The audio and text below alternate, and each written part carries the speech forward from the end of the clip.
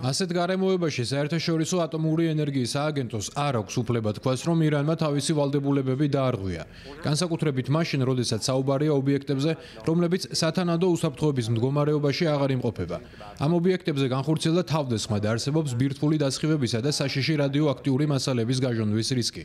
გარდა ამისა, საერთაშორისო ატომური ენერგიის სააგენტოს არასოდეს დაუწესებია კონკრეტული ინსპექციის პროცედურა ასეთ ობიექტებზე, რადგან ამის არანაირი პრეცედენტი არ არსებობდა.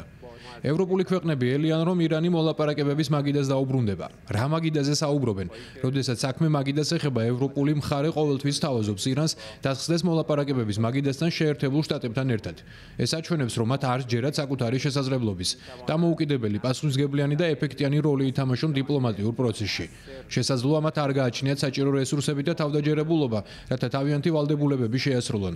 შესაბამისად, ეს უფრო პიარს გავს, ვიდრე კეთილსინდისიერებითა და სერიოზულობით გამყარებულ პოზიციას.